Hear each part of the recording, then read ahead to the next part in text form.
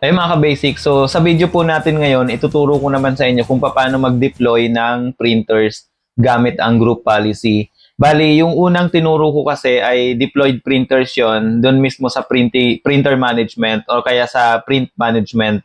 Ngayon, ang ituturo ko ay direct po tayo sa group policy. So, ito po, para makapag-start tayo, punta lang kayo sa tools, tapos hanapin nyo yung group policy management. So, dito po sa settings natin na gagawin ngayon, assuming na mayroon na kayong naka-install na printer sa inyong printer management. So, para ma-check, punta tayo sa tools, tapos print management. So, sa printers, meron tayo ngayon naka-install na dalawang printers. Merong isa sa finance, tapos merong isa sa sales department. So, eto, i-minimize ko muna to. Tapos, babalik tayo dito sa ating group policy. So, ngayon, sa finance muna tayo maglalagay ng group policy. Right-click lang natin, create a GPO. Tapos, ang name na ilalagay ko ay finance printer. Tapos,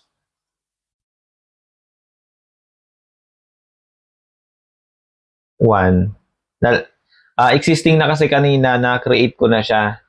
So, ayan, dinagdagan ko lang ng 1. Okay, tapos, dito, kung napansin nyo, hindi pa siya naka-enforce. So, eto, pwede nyo gawin mamaya, pero ako, usually, ginagawa ko na yan para hindi ko siya malimutan. Tapos, right-click natin na yung group policy na ginawa natin. Edit. And then, palakin lang muna natin. Dito sa under ng user's configuration, pupunta tayo sa preference.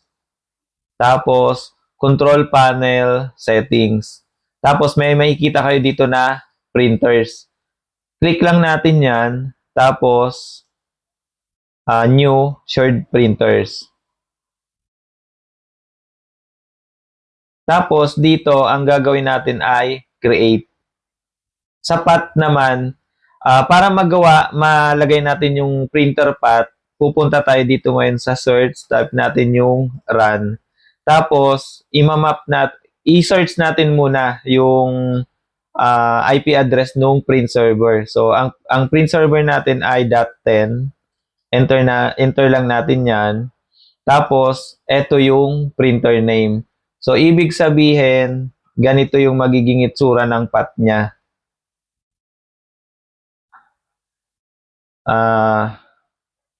Kukunin nyo tong name na to.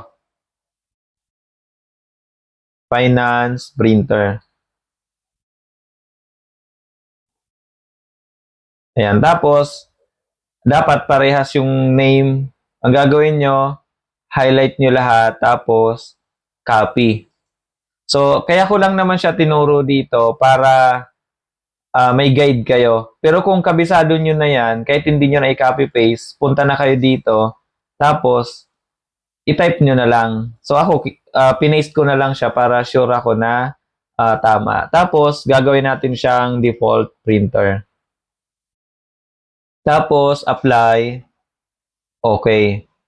So, ngayon, meron na tayong printer para sa ating finance department. So, ngayon, i-close ko na siya. Gagawa naman tayo ngayon para sa ating sales department. Meron na ako ditong ginawa before, pero ito yung naka-printer deployment. Yung galing dito mismo sa printer tapos deploy with group policy. Yun nga lang, hindi ko nire-recommend to kasi usually hindi gumagana to eh. So, babalik tayo ngayon dito. Pwede naman natin gawin siya ulit dito. Right-click. Since may group policy na siya, hindi na tayo gagawa ng another name, another group policy. So, i-right-click ko na lang, tapos edit. Tapos, under ng user configuration, preference, control panel. Sorry, ito. Drop down control panel. Tapos, printers. Right-click yung printers, new, tapos shared printer.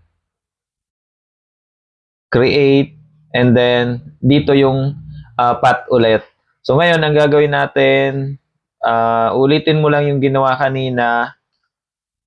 Browse mo lang yung printer. Pero, sales printer na. So, gagawin ulit natin, sales printer. Ayan siya. So, na-open yung queuing. Ngayon, na-copy ko na siya. Ilalagay ko ulit siya. I-paste ko siya ngayon dito sa SharePad. Tapos, gagawin ko siyang default printer. Ayan. And then, apply. Okay. So, ang kagandahan lang kasi dito, kung meron kayong deployment, kunyari sa isang department, tapos isang printer o dalawang printer yung i-install nyo doon. I-install nyo lang yung printer doon sa server, tapos gawin nyo na to sa group policy. So, ang bilis nung magiging deployment nyo, hindi nyo kailangang i-map isa-isa. So, ngayon, i-close ko na siya, tapos automatic na itong magsisave, minimize ko na. Pupunta ako ngayon dito sa PC1. Ilalagin ko ngayon dito ito yung sa finance na user. Ilalagin ko siya. So, i-check natin kung pumasok yung printer sa kanya. So, at the same time, para mabilis, pupunta na rin ako sa PC2. Tapos, ilalagin ko na rin yung sales. Sales 01. Tapos, yung password niya.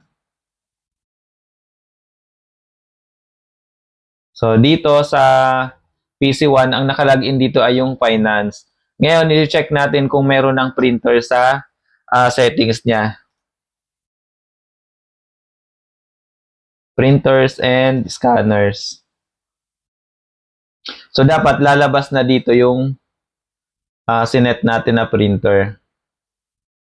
Okay, so kung napansin nyo kanina, nakalagin na kasi siya dati. Ngayon, ang gagawin natin, either i-restart nyo siya o kaya open kayo ng command prompt.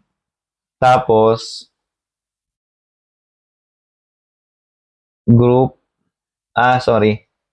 gp update force. Ayan. Actually, pumasok na agad siya. O hindi ko lang siya nakita kanina. Meron na siyang finance printer. Tapos, yung IP address nung print server. So, ngayon, makakapag-print ka na gamit yung print server. Kumbaga, direct na siyang naka-install doon sa mga users mo nang hindi ka na magmamap isa-isa. Kasi ang mangyayari noon kung wala yung group policy ganito. So, sorry. So, ganito kasi ang mangyayari noon kung hindi mo gagawin yung group policy. So, 192.168.200.10. So, bali, ito yung IP address ng ating print server. Ang gagawin mo, i-right click mo siya, tapos connect. So, kung meron kang 20 computer doon sa isang department na yon, 20 times mo siyang gagawin. Yung magmamap ka ng printer. Imamap mo siya dito sa PC na to para magkaroon siya. Kung 20 computers yon, 20 users yung nandun, 20 times mo siyang gagawin. Tapos, ang disadvantage kasi ng mapping, kapag nag-login siya sa ibang computer, mawawala din yon. Unlike dito sa group policy na ginawa natin, kahit saan siya mag-login na PC, meron siyang printer. Lagi yan nandyan. Hindi yan mawawala. So, ngayon pupunta tayo kay PC2. So, i-check din natin to kung nandito na ito yung account na to ay sales naman. So, dapat nandito na, ayan, sales printer, nandito na siya. So, ayun mga ka-basics, ganun lang kadali yung paglalagay ng printer gamit yung group policy. Kumbaga, kung meron kang 100 users, within a minute lang, kaya mo siyang i-deploy ng mabilisan. Hindi mo na kailangan i-deploy o i-mapping isa-isa bawat user. So, napakadali nun. Makakapagkapi ka pa. Maraming salamat.